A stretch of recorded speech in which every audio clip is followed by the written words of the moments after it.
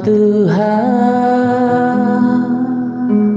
yang berjanji, tak sekalipun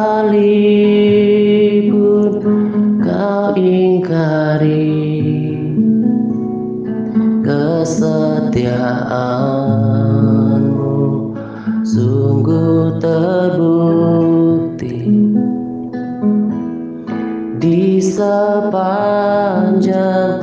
hidupku. Untuk selamanya ku kan setia melayani, mengasihimu. Tiada Tuhan sepertimu, Yesus. Kau Allahku yang setia. Kaulah Tuhan yang berjanji, tak sekalipun kau ingkari kesetiaanmu, sudah terbukti di sepanjang hidupku. Untuk selamanya ku kan setia melayani, mengasihimu. Tiada Tuhan sepertimu, Yesus. Kau Allahku yang setia.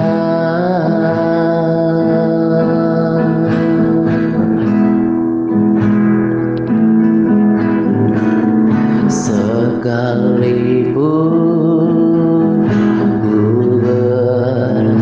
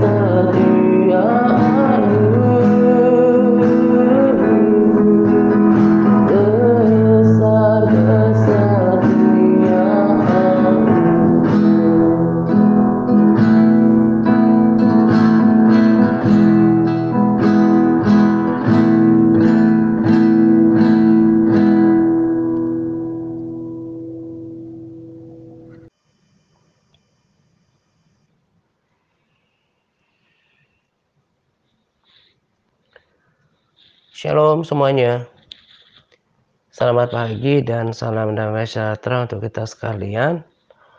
Pada pagi hari ini saya akan memperdalam pesan rekomendasi video yang saya bagikan kemarin. Saya terbeban untuk membukakan pikiran kita dan kiranya juga pikiran mereka yang mendengarkan video saya di YouTube gitu ya.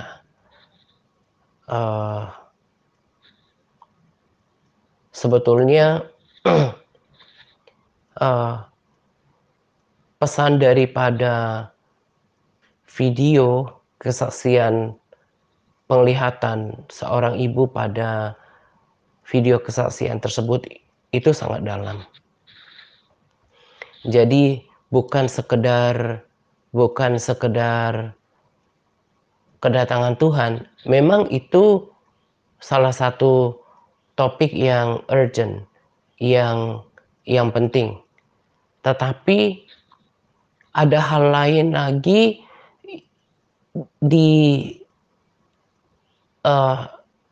yang melatar belakangi kenapa Tuhan sampai membangkitkan seorang ibu biasa untuk menyampaikan peringatan Tuhan itu. Ada satu fakta yang sangat memprihatinkan yang telah terjadi berpuluh-puluh tahun, bahkan ratusan tahun yang lalu. Dan praktek pelayanan seperti itu mudah ditemukan dari zaman ke zaman. Makanya pada pesan rekomendasi video saya tidak menekankan tentang berjaga-jaga atau bersiap-siap gitu ya tentang kedatangan Tuhan, karena sudah terlalu sering ada peringatan yang seperti itu. Tetapi saya lebih pada memberikan tekanan kepada pengajaran atau khotbah mimbar yang sangat memprihatinkan itu.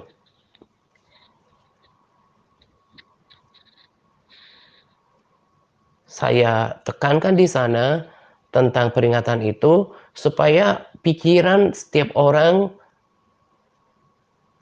lebih fokus ke sana. Supaya mereka tidak tersesat oleh pengajaran yang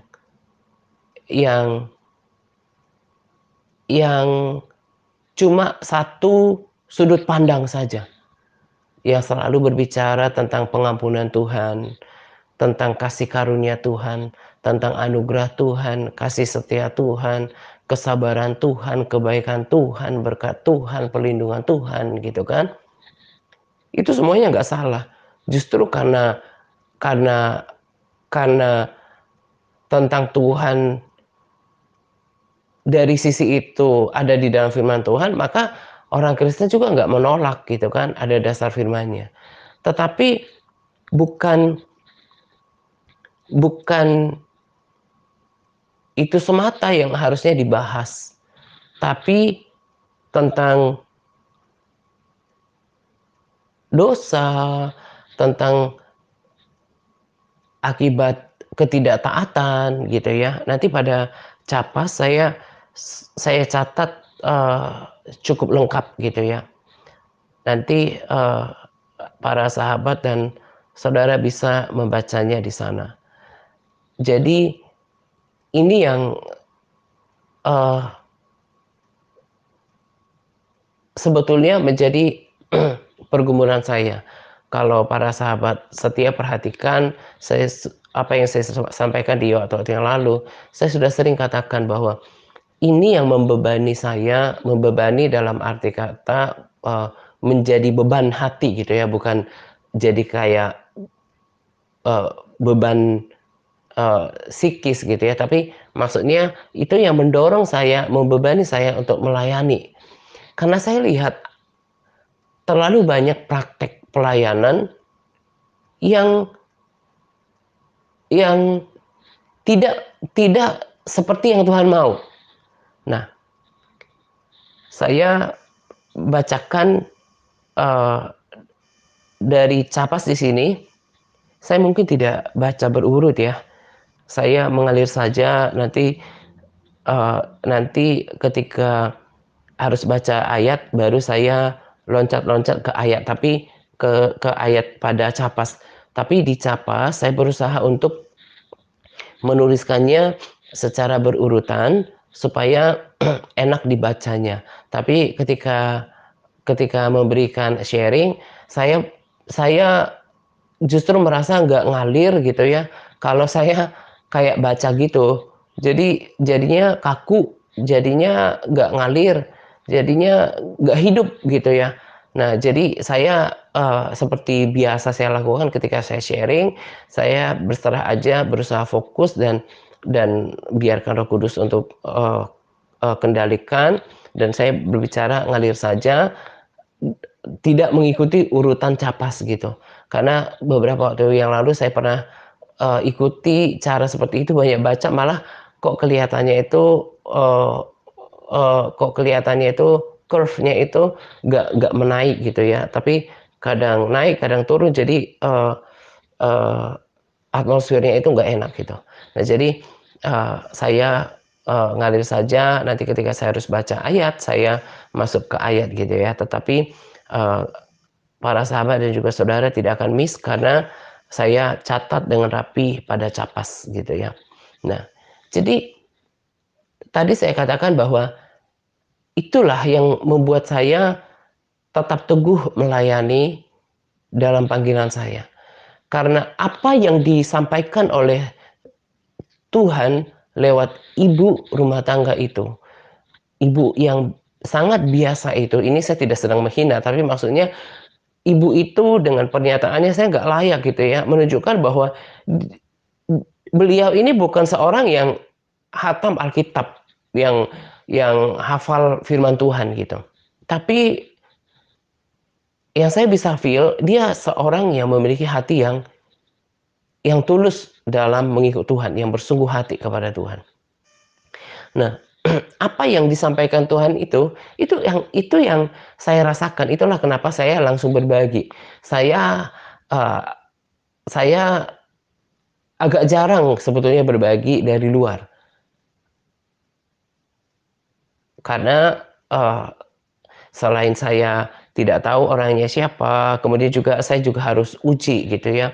Nah, tapi karena apa yang menjadi tangis Tuhan Yesus yang disampaikan oleh ibu tersebut merupakan tangis saya juga, maka saya yakin ini juga dari Tuhan yang sama gitu. Nah, jadi apa yang apa yang saya perhatikan dalam praktek pelayanan selama ini adalah, ya berkhotbah begitu saja, ada liturgi, ada tata tata ibadah, orang keluar masuk gereja, bahkan pelayanan, tapi tapi tapi kecenderungan cuma rutinitas, melakukan peribadatan, tata cara peribadatan, tapi tidak sungguh-sungguh melakukan, eee, terlebih oknum-oknum hamba Tuhan tertentu tidak, karena nggak semua ya, jadi bahasa saya harus jelas. Kebanyakan oknum hamba Tuhan tidak melakukan pelayanan seperti pola, seperti tujuan Tuhan melayani gitu. Amanat agung Tuhan Yesus berkata, "Pergi jadikan semua bangsa muridku dan baptislah mereka di dalam nama Bapa dan Anak dan Roh Kudus, dan ajarlah mereka untuk melakukan segala sesuatu yang telah kuperintahkan kepadamu." Jelas itulah yang merupakan amanat agung Yesus. Sebelum Yesus terangkat, terpisah daripada muridnya, Yesus berpesan kepada murid-muridnya di Matius 28 ayat 20, supaya mengajarkan mereka melakukan segala sesuatu yang Tuhan Yesus telah perintahkan kepada mereka. Dan itu juga yang dilakukan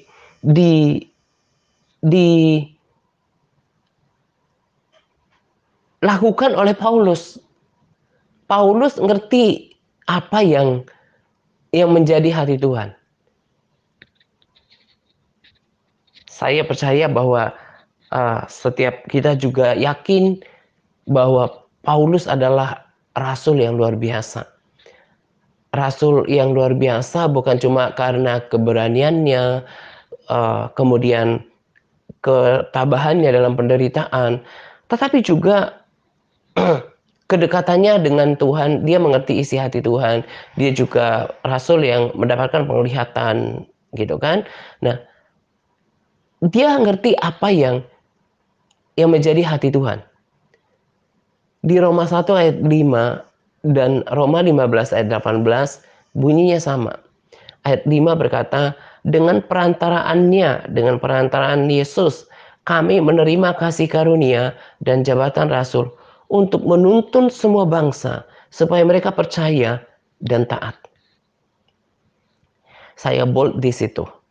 Lalu di Roma 15 ayat 18, sebab aku tidak akan berani berkata-kata tentang sesuatu yang lain kecuali tentang apa yang telah dikerjakan Kristus olehku, yaitu untuk memimpin bangsa-bangsa lain kepada ketaatan oleh perkataan dan perbuatan. Ayat ini sudah beberapa kali saya bagikan di waktu-waktu yang lalu. Jadi jelas Paulus itu melayani, itu jelas polanya, jelas patternnya, jelas tujuannya, ada goalnya, menuntun bangsa kepada menuntun bangsa kepada Tuhan supaya mereka percaya, tapi taat juga. Jadi bukan cuma percaya, tetapi menjadi pelaku firman baik dalam perkataan dan perbuatan. Saya tidak tulis di sini, tapi di salah satu ayat yang dituliskan pada Timotius, anak rohaninya, dia berkata bahwa satu ayat isinya cuma satu, sederhana, dikatakan seperti ini. Aku berharap kamu akan melakukan dan terus melakukan. Nah, jadi yang ditekankan oleh Yesus kepada para muridnya, kalau melayani bukan cuma ngajar gitu ya, tapi sampai menuntun mereka kepada ketaatan. Itu kan bahasa lain daripada melakukan segala sesuatu yang telah kuperintahkan kepadamu. Lalu Paulus tadi, bagaimana dia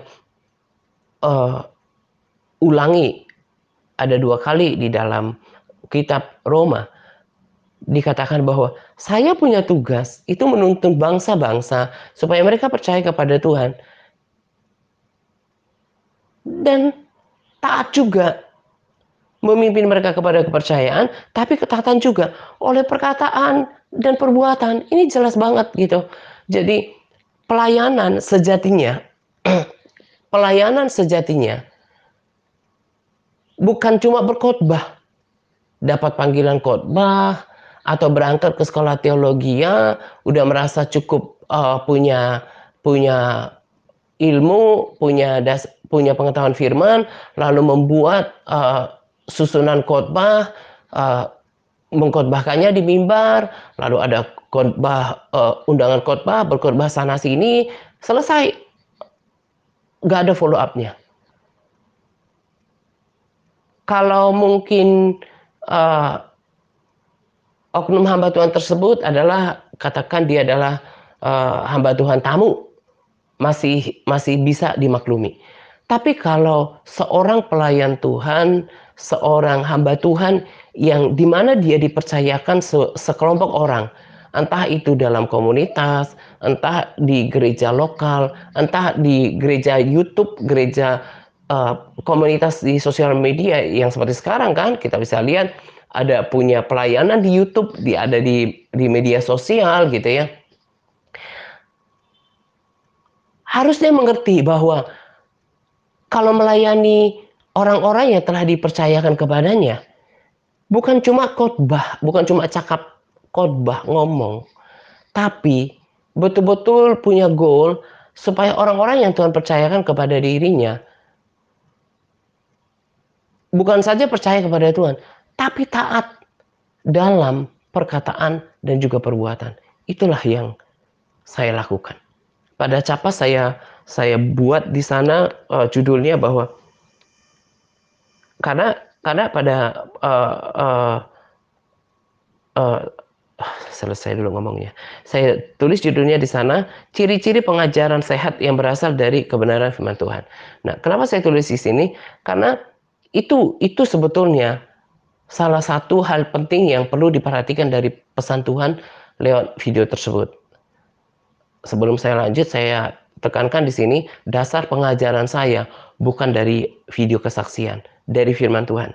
Buktinya saya tunjukkan ayat firman Tuhan. Itu hanya seperti trigger, seperti pemicu daripada saya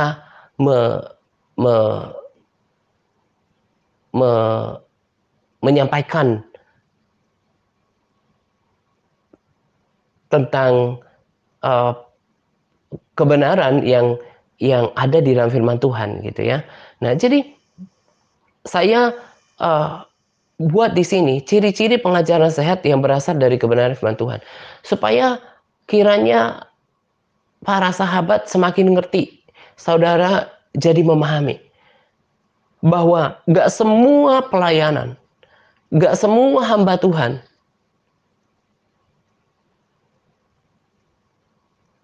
mengerti isi hati dan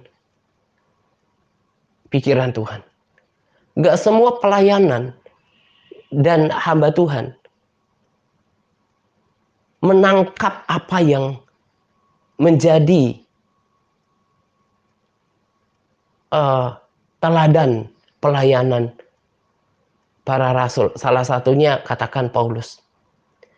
Saya nggak pernah ngerti firman ini di Roma 1 ayat 5, Roma 15 ayat 18. Bagaimana Paulus ngerti bahwa dia dapat panggilan dari Tuhan itu untuk menuntun orang pada kepercayaan, tapi nggak cukup percaya seperti kebanyakan orang Kristen sekarang. Yang penting percaya Yesus, menjadi Kristen KTP, nggak cukup seperti itu saja. Tapi jelas Paulus katakan, ngerti banget apa yang Tuhan maksudkan supaya melakukan segala sesuatu yang telah diperintahkan Yesus. Makanya dia tidak hanya menuntun orang pada kepercayaan, tapi menuntun kepada ketaatan, baik dalam perbuatan, juga dalam perkataan. Kalau setiap orang yang memutuskan melayani Tuhan, entah gembala gereja lokal, entah gembala sidang atau gembala pembina atau apapun namanya, atau pelayan komunitas, ngerti apa yang Tuhan kehendaki, sama seperti Paulus tahu kehendak Tuhan, pasti akan mati-matian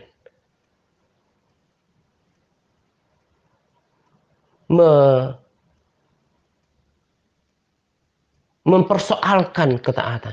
Itu yang saya lakukan. Jadi kalau saya menuntun para sahabat, termasuk saudara yang sekarang di pemerintahan awal, kepada ketaatan, itu bukan karena saya pengen membebani, memberatkan, sama sekali enggak. Saya juga kan capek memeriksa elparnya. Saya juga capek menasehati berulang-ulang, menegur gitu ya. Bahkan beresiko jadi orang sakit hati, didisiplinkan gitu ya. Saya juga capek. Tapi sama seperti Paulus, Tuhan sudah membuat mengerti. Demikian yang saya sangat syukuri, Tuhan membuat saya ngerti. Pelayanan Yang Tuhan maksud adalah seperti itu. Menuntun orang bukan cuma percaya, tapi menuntun orang kepada ketaatan. Kalau pelayanan TRC karakternya sama dengan pelayanan pada umumnya, saya yakinnya saya nggak mau melayani. Karena sudah banyak pelayanan yang kalau cuma khotbah, cuma melakukan tata ibadah di luar sana. Di sana banyak hamba Tuhan yang cakep gitu ya, yang tampan, yang yang terpelajar, yang terkenal, yang punya mimbar besar gitu. Udah banyak. Diriku ini apalah dibanding mereka. Tapi karena pengertian itu mahal dan panggilan itu gak bisa aku sangkalin. Sama seperti Paulus katakan, celakalah aku kalau nggak beritakan Injil. Itu yang aku lakukan. Itu yang mendidih di dalam hati saya. Saya miris melihat pelayanan dan pengajaran kebanyakan oknum hamba Tuhan yang cenderung menyampaikan kebenaran firman Tuhan yang mengenakan telinga jemaat. Karena memang kebanyakan orang Kristen kan maunya begitu, dikasih firman susu. Sambil berkhotbah, sambil ketawa-ketawa, ada lucu-lucunya. Nggak mau didisiplinkan. Padahal di sini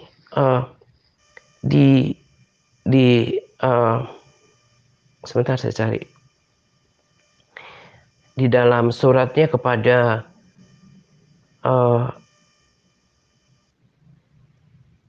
di Titus 1 ayat 13 ini juga ada ayat yang memang menyarankan bahwa gak apa-apa ditegur sebetulnya asal dengan kasih, dengan tujuan baik. Titus 1 ayat 13 berkata, kesaksian itu benar, karena itu tegurlah mereka dengan tegas supaya mereka menjadi sehat dalam iman.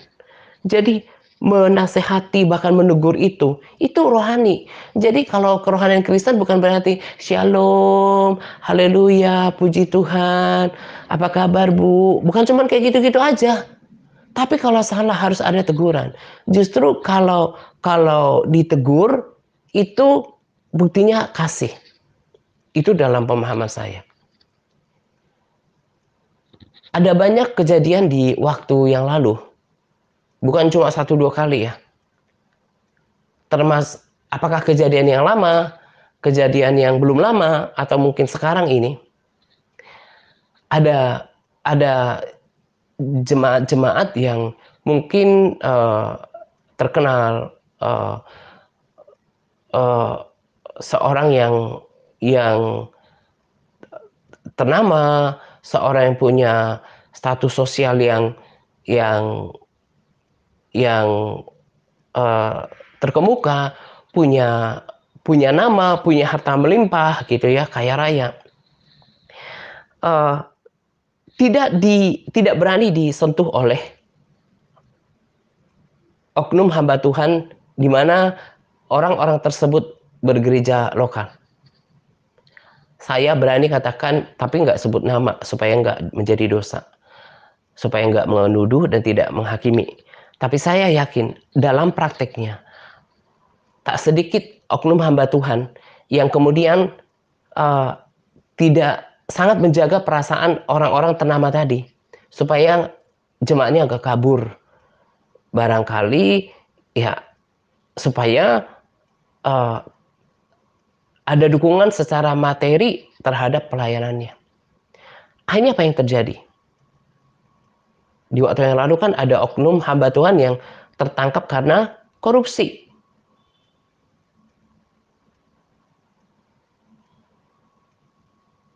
Lalu kita bisa mendengarkan ada orang-orang yang sepertinya bermoral, sepertinya beragama, rohani, bahkan fakta hidupnya lebih mengerikan dari orang yang tidak percaya Yesus. Kenapa? Karena orang-orang ini tidak disentuh, tanpa bermaksud tidak menghargai para sahabat di sini dan juga saudara. Saya nggak pernah takut sama siapapun, menjaga perasaan siapapun demi tadi untuk kesehatan iman mereka. Justru akhirnya orang-orang yang tidak siap dibentukkan menjadi tersinggung. Nggak masalah buat saya, karena saya nggak merasa terbeban, karena motivasi hati saya adalah supaya semua orang kemudian bertumbuh, gitu ya. Jadi harusnya di dalam pelayanan ini, di dalam sebuah pelayanan, selain menuntun kepada kepercayaan, menuntun kepada ketaatan, bahkan teguran pun harus bisa berjalan. Tetapi kita semua yang sudah Kristen bahkan puluhan tahun, bahkan yang sudah Kristen puluhan tahun, bahkan sejak dari kecil, dari orok gitu ya, bisa melihat praktek itu. Itu yang Yesus tangisi. Melayani, pelayanan, sekolah teologi ya, berkhotbah dari mimbar ke mimbar sana. Tapi yang dicari adalah pekerjaan. Yang penting punya jam berkhotbah, kemudian dapat penghidupan dari sana. Ada oknum hamba Tuhan seperti itu. Ada juga yang kemudian memilih menyampaikan khotbah yang mengenakan telinga orang supaya mereka nyaman di dalam gereja ini, gitu kan? Gak peduli keselamatan mereka. Harusnya, yang tadi saya katakan, sebuah pelayanan dan seorang oknum hamba Tuhan yang sungguh-sungguh ngerti hati Tuhan, yang sungguh sama seperti Paulus, yang ngerti pesan firman Tuhan, mestinya ngerti. Bahkan sebetulnya dari perjanjian lama pun, mestinya ngerti apa yang Allah kehendaki dari dulu. Lihat ketika Abraham diuji sama Tuhan, apa yang Tuhan lihat? Ketaatannya. Apa yang dicatat tentang Abraham di Matius, di Kejadian 26 ayat 5? Ketaatannya. Apa yang dipuji daripada seorang Daud? Ketaatannya. Jadi mestinya kalau seseorang memutuskan saya mau melayani Tuhan, menuntun jemaat Tuhan, ngerti yang harus dilakukan setiap hari dikerjakan adalah bagaimana menuntun umat-umat Tuhan ini kepada kepercayaan, ketaatan, baik dalam perkataan maupun dalam perbuatan. Dalam prakteknya, tadi Paulus katakan, gak apa-apa ditegur.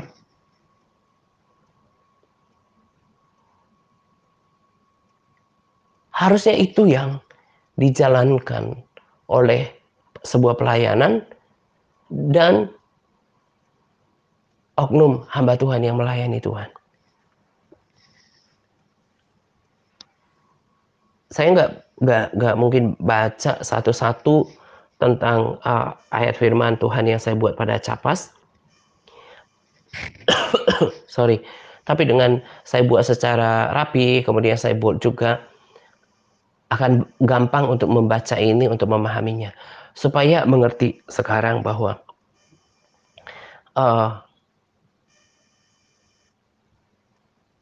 sebetulnya praktek kekristenan yang benar itu seperti apa. Nah, itulah kenapa saya mau terus katakan kepada para sahabat, terlebih saudara yang baru bergabung. Harusnya mengucap syukur sangat banyak dengan hati yang penuh kepada Tuhan. Telah memberikan kesempatan dengan tak pernah kita pikirkan berada di dalam komunitas ini. Dengan tuntunan yang sama seperti Paulus lakukan sepanjang pelayanannya. Menuntun orang kepada ketaatan, baik dalam perbuatan maupun perkataan. Jadi, kalau saya minta setiap orang untuk lakukan tuntunan TRC terlebih ketaatan terhadap firman Tuhan, harusnya engkau itu bersyukur. Bersyukur banyak-banyak dan berdoa banyak-banyak untuk saya. Supaya saya terus diberikan hikmat, kekuatan, kesehatan, untuk kesetiaan, hati yang terus mencintai Tuhan, takut akan Tuhan, supaya terus menuntun, membawamu pada pola dan tujuan sebagaimana Yesus kehendaki. Karena itu yang Tuhan taruh dalam hati saya di pertengahan 2015. Mempersiapkan orang supaya lebih banyak orang yang diselamatkan. Bagaimana caranya? Saya belum berangkat ke sekolah teologi ya. Saya nggak tahu banyak firman. Tapi apa yang Tuhan taruh dalam hati saya itu sampai ntar lagi 6 tahun itu betul-betul rapih, dituntun oleh Roh Kudus, diajarin supaya supaya betul seperti panggilan itu, bagaimana sebanyak mungkin jiwa diselamatkan, yaitu tadi diajarin sama firman, dituntun, dikasih tahu bahwa kayak gini loh Tuhan maunya melakukan segala sesuatu. Itu dilakukan sama Paulus dalam pelayanannya, menuntun orang pada kepercayaan dan ketaatan. Dan ketaatan yang kemudian membawa orang kepada keselamatan. Jadi kalau masih ada orang yang menyia-nyiakan kesempatan ini untuk mengerjakan kekristenan yang sepertinya yang Tuhan mau, melakukan segala sesuatu, saya mungkin saja berkata bahwa jangan-jangan memang dirimu bukan orang yang sungguh-sungguh namanya tertulis dalam kitab kehidupan itu.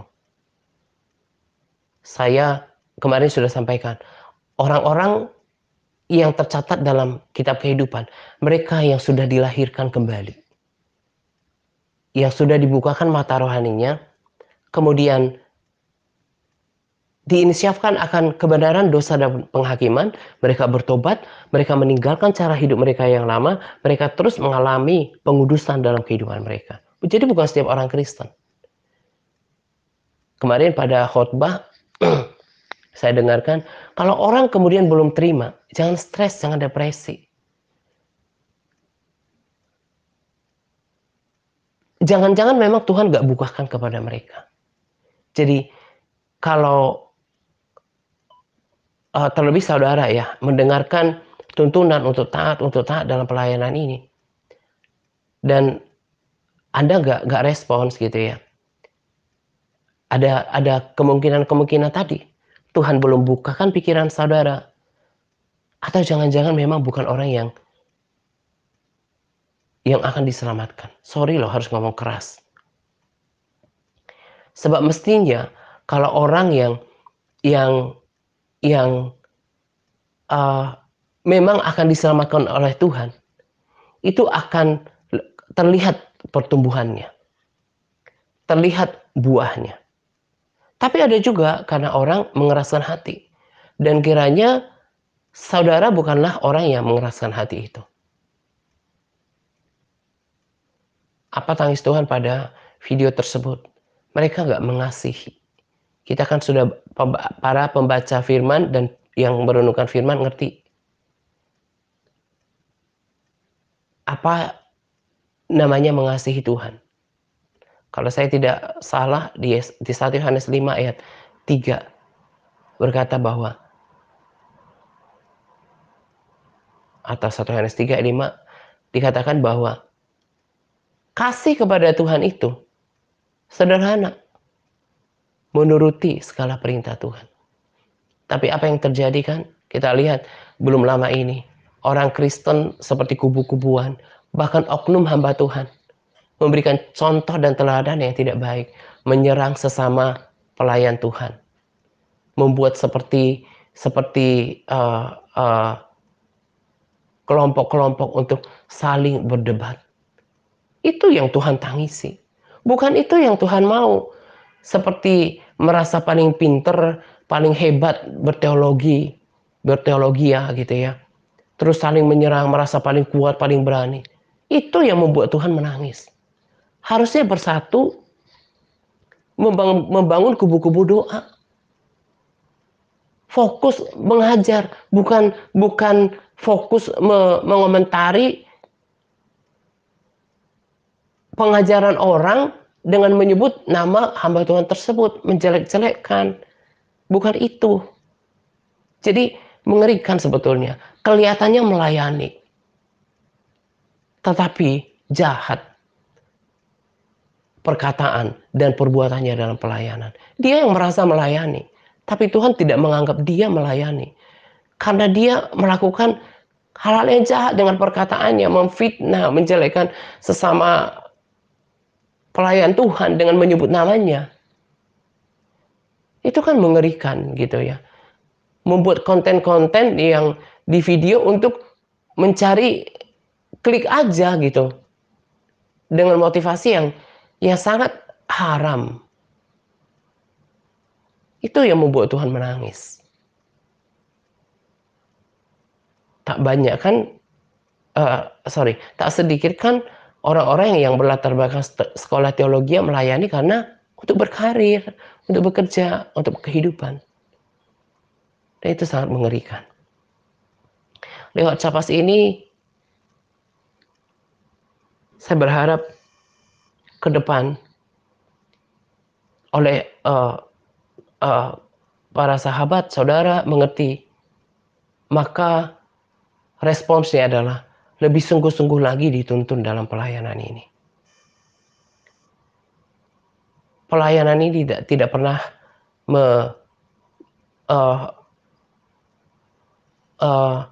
melenceng dari kebenaran firman Tuhan. Walaupun tadi saya bilang ada triggernya untuk berbicara kebenaran firman Tuhan yang kemudian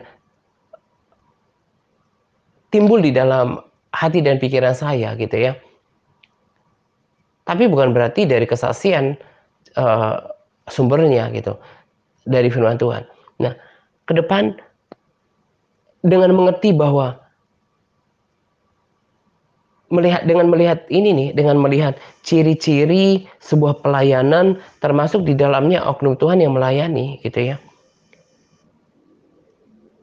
Para sahabat, terlebih saudara, lebih sungguh lagi bersedia dituntun oleh kita, tim pelayanan di TRC ini.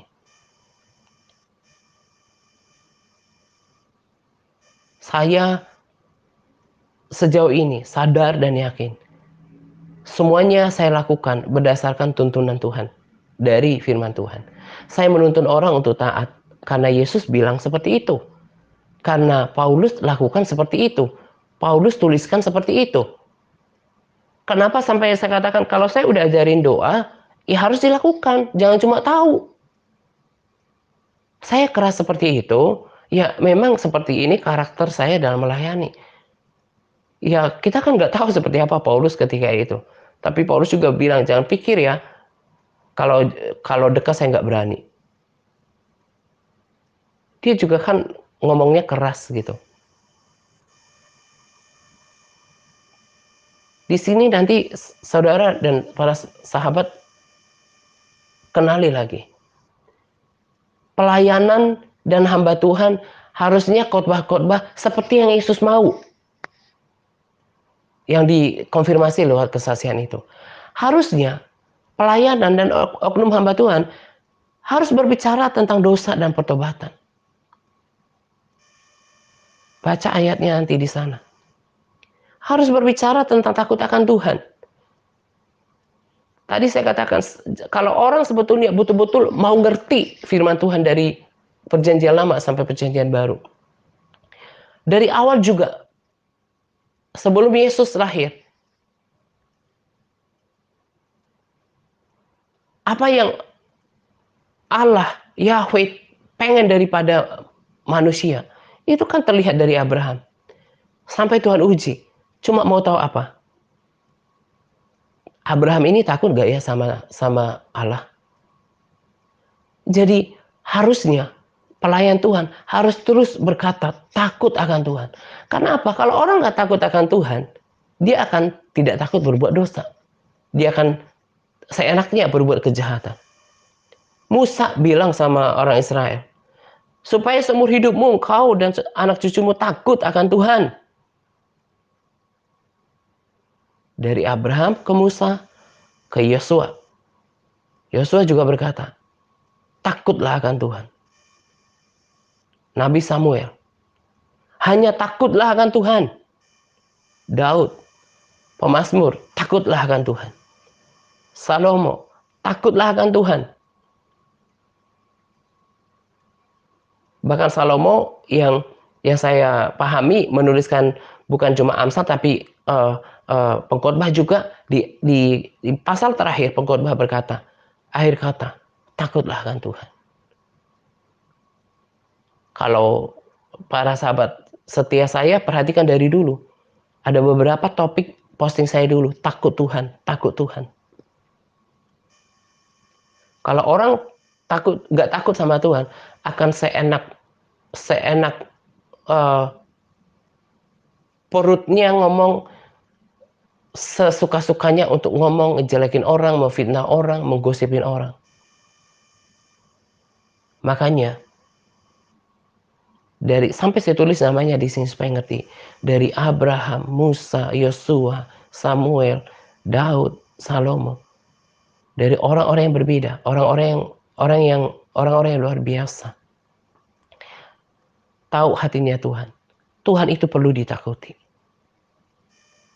Harusnya hamba Tuhan berbicara tentang takut akan Tuhan.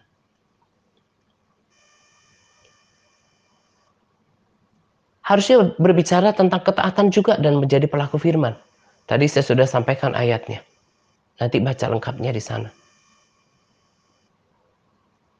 Juga berbicara tentang akibat ketidaktaatan dan murka atau penghukuman Tuhan.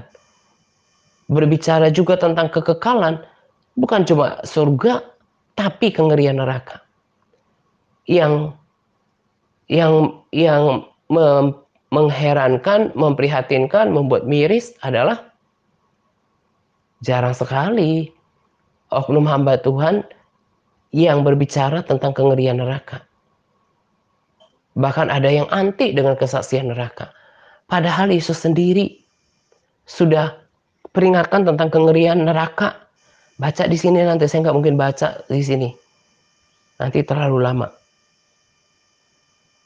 Kalau sampai diulang-ulang, di sini dikatakan bahwa dapur api, di sana terdapat ratapan dan ketakan gigi. Kegelapan yang paling gelap, di sana kan terdapat ratap dan ketak gigi. Ke dalam neraka, ke dalam api yang tak terpadamkan. Kalau terjadi pengulangan 2-3 kali, itu artinya apa? Penegasan. Dan Yesus sendiri yang ngomong. Kita juga udah dapatkan pengajaran dari seorang pengajar kan. Perkataan yang Yesus sampaikan itu lebih teguh bahkan daripada rasul yang hebat luar biasa sekalipun. Jadi kalau sampai Yesus yang berkata tentang neraka, emang itu penting untuk kita perhatikan. Neraka itu nyata. Harusnya itu ada disampaikan. Termasuk tentang perubahan karakter dan pembaharuan budi. Ini yang saya nggak dapatkan dulu ketika kekristenan saya sebelum di TRC. Buktinya dulu saya keluar masuk gereja, aktif di pelayanan, saya masih belum berubah karakternya. Akhirnya saya menyakiti hati Tuhan. Demikian juga yang kita lihat dengan praktek orang Kristen. Tetapi sejak saya mempraktikkan kekristenan yang seperti ini, bergaul dengan firman Tuhan, bersekutu dengan Tuhan, itu betul-betul mencegah saya untuk jauh melenceng, menyimpang dari kebenaran. Saya nggak munafik dalam perjalanannya, apalagi dari awal 2015, itu tidak sebaik, tidak sesempurna sekarang kekristenan saya. Tapi nggak pernah lagi keluar jalur. Dan itulah kenapa saya masih di sini sampai sekarang, terus disempurnakan. Karena apa? Terpagari, terjagai. Karena apa? Ada firman Tuhan yang selalu mengingatkan. Ada suara Tuhan yang selalu mengingatkan ketika merasakan hadiratnya. persekutuan.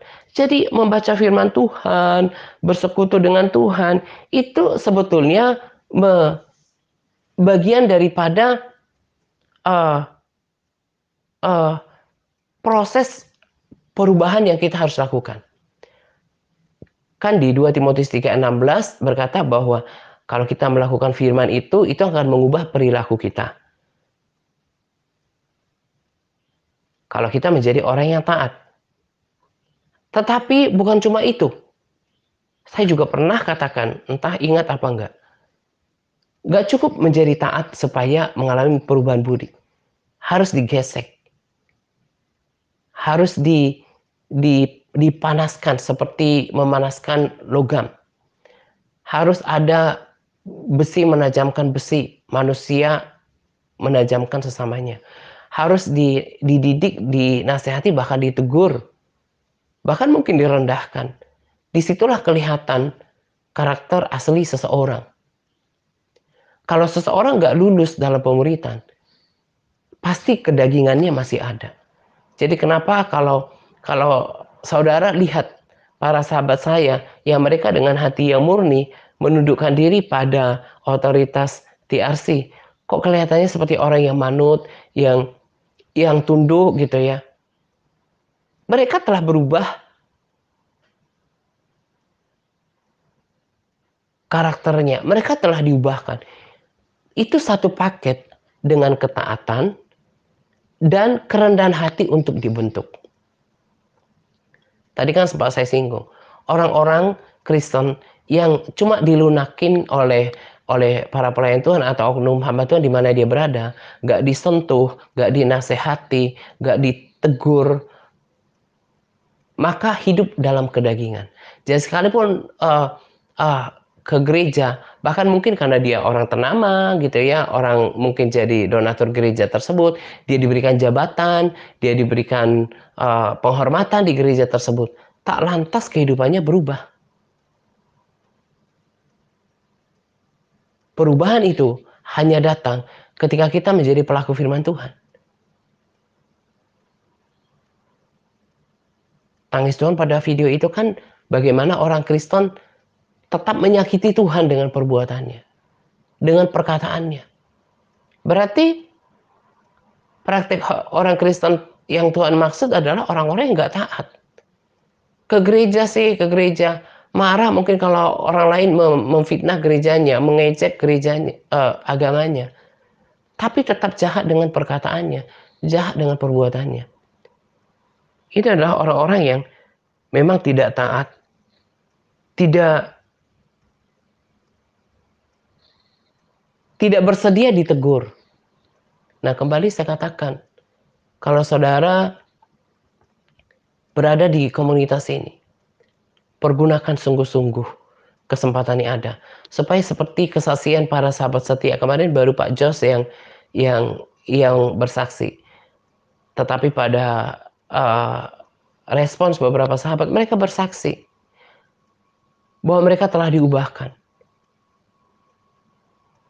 Diubahkan karena apa? Karena dituntun untuk taat. Taat terhadap tuntunan TRC, terlebih taat terhadap perintah Tuhan. Jadi kalau saudara cuma bisanya dengar aja, nggak mau menghambakan diri, mau sendiri, nggak bakalan nanti berubah. Kedagingannya masih tetap hidup di dalam dirinya. Sementara Roma 8 ayat 8 berkata, mereka yang hidup dalam daging tidak mungkin berkenan kepada Tuhan.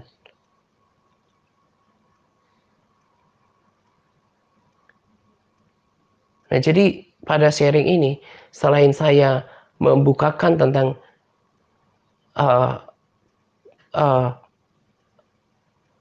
tentang ciri-ciri pelayanan atau gereja atau oknum hamba Tuhan yang melayani yang tidak seturut dengan hati Tuhan. Nanti kan udah tahu tuh ciri-cirinya. Mestinya kalau orang melayani dengan hati Tuhan, dengan mengerti isi hati dan pikiran Tuhan, pasti berbicara tentang seperti pada Capas. Berbicara tentang dosa, pertobatan, perubahan karakter, takut Tuhan, tentang neraka, bahkan berjaga-jaga tentang kedatangan Tuhan. Lalu kemudian berbicara tentang harga mengikut Yesus, berbicara tentang jalan sempit, harus berani juga ngomong bahwa nggak semua orang Kristen akan masuk surga, hanya mereka yang mau taat. Mestinya begitu. Dan kekristenan model kebanyakan sekarang yang tidak menegaskan hal seperti ini, tidak mengubahkan banyak dalam kehidupan saya di waktu lalu.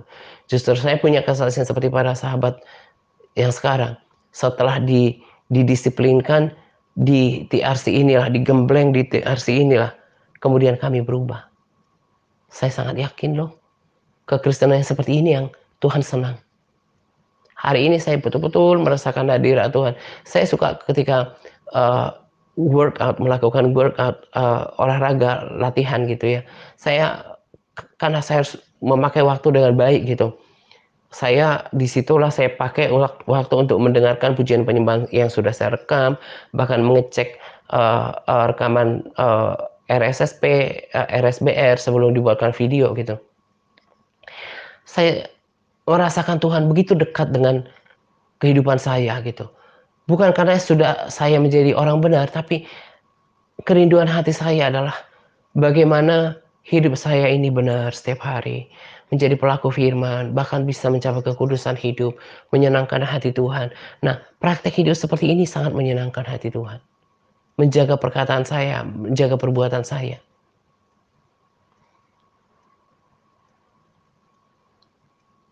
Jadi, kalau udah tahu sekarang praktek kekristenan yang Tuhan mau, gitu ya. Kita hidup mengasihi Tuhan dari perkataan kita, dari perbuatan kita. Tapi secara menyeluruh, makanya harus dengar kata guru.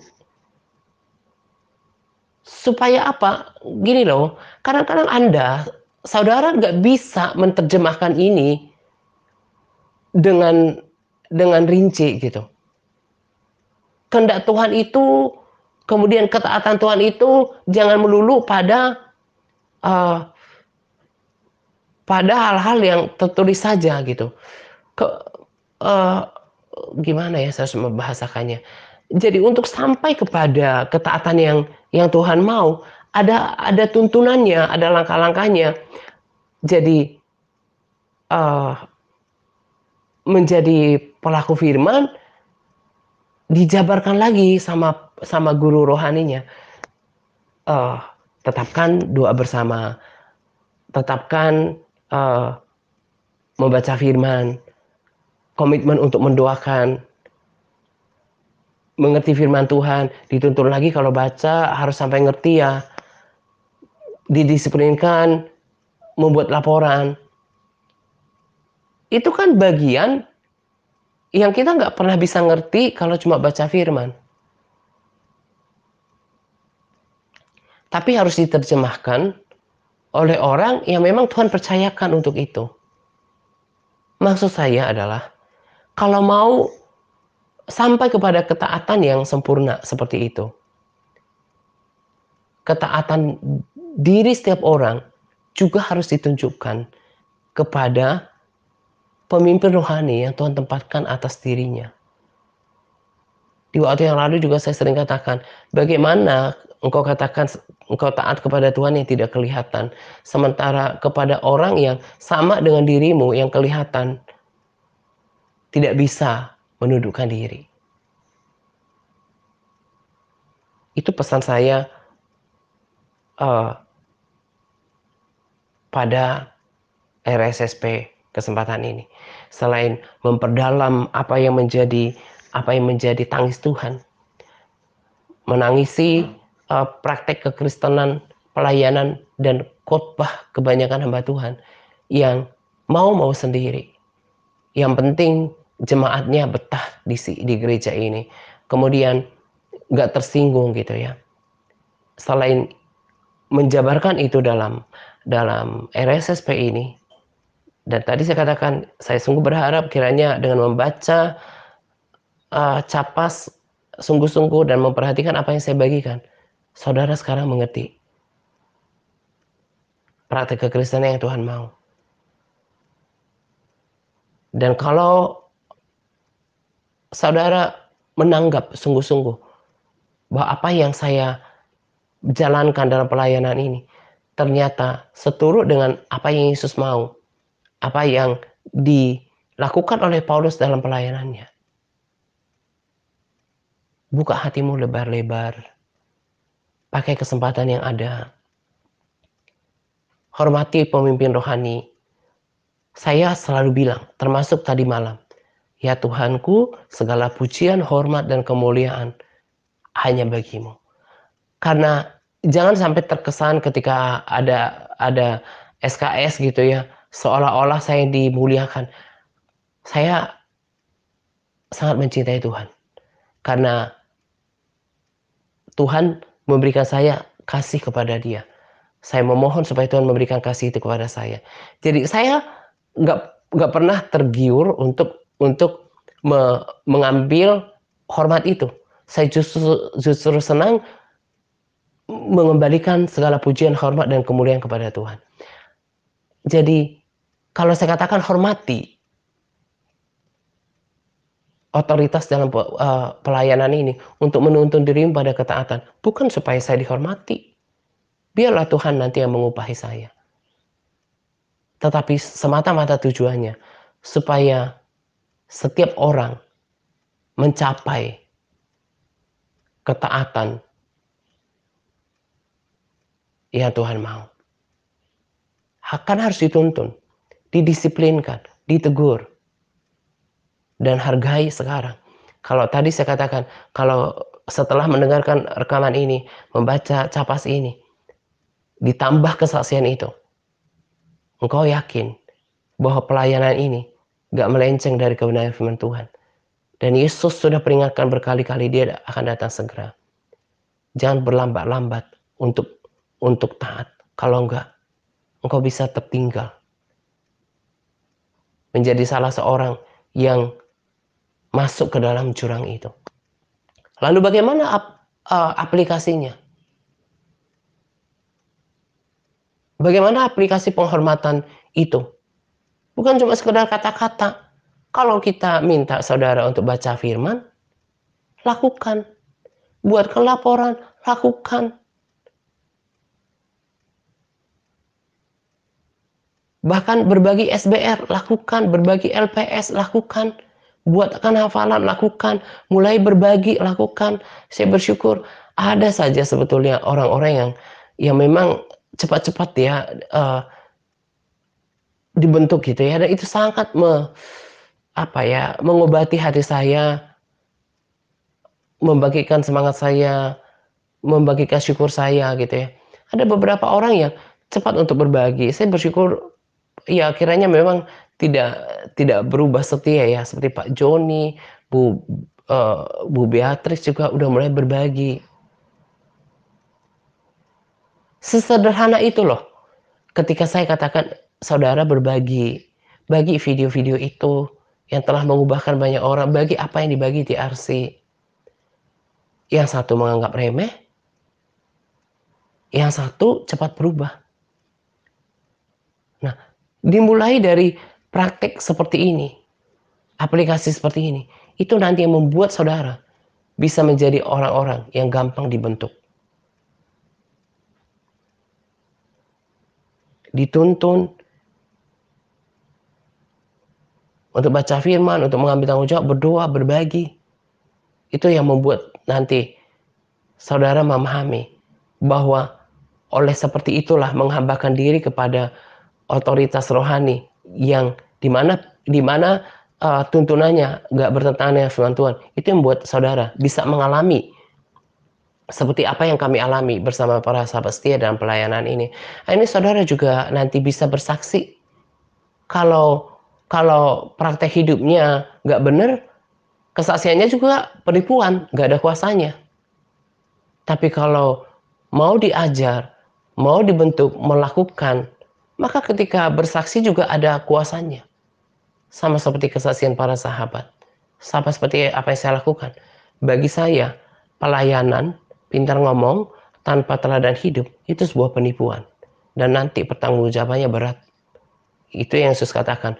Orang-orang ini nanti, oknum hamba Tuhan yang memberitakan berkhotbah tanpa seturut dengan perintah Tuhan, hukumannya double. Saya nggak mau itu terjadi dalam kehidupan saya.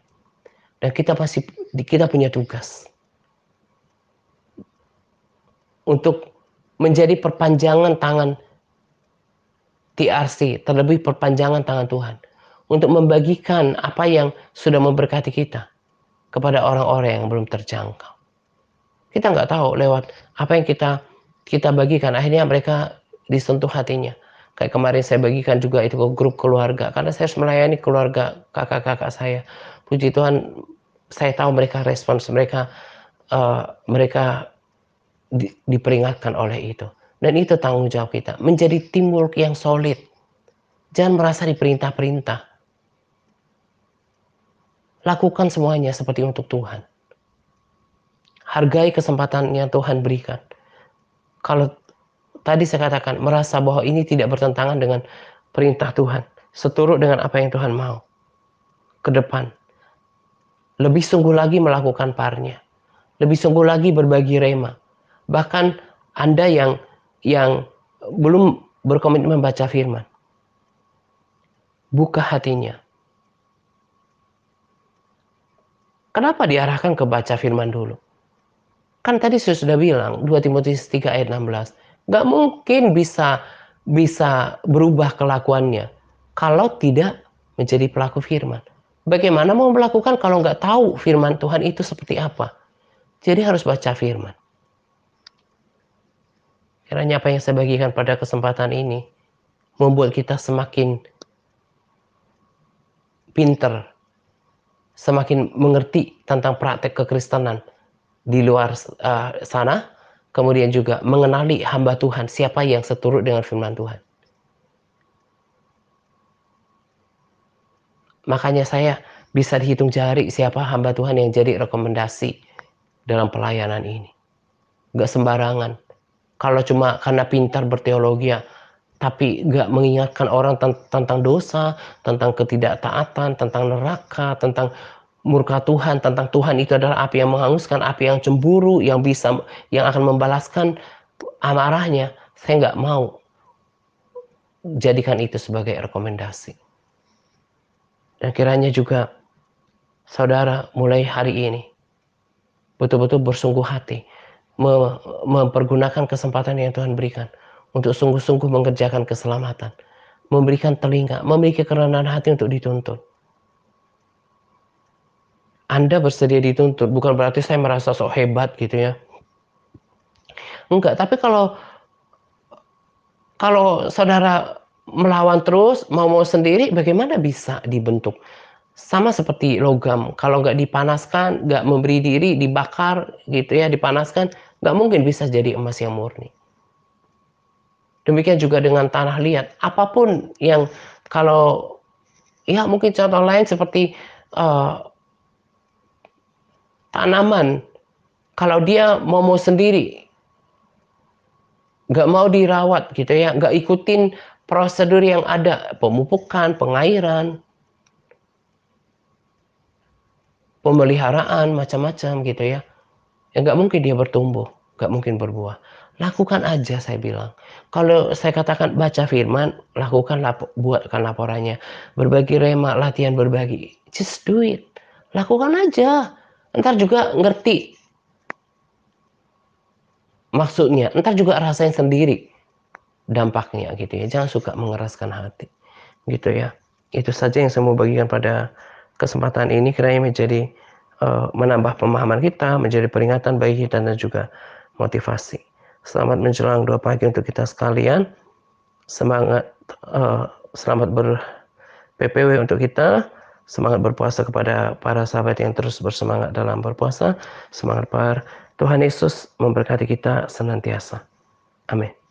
Kasih setia Tuhan tak berkesudahan, tak habis-habisnya rahmat-Nya, selalu baru tiap pagi, baru tiap pagi.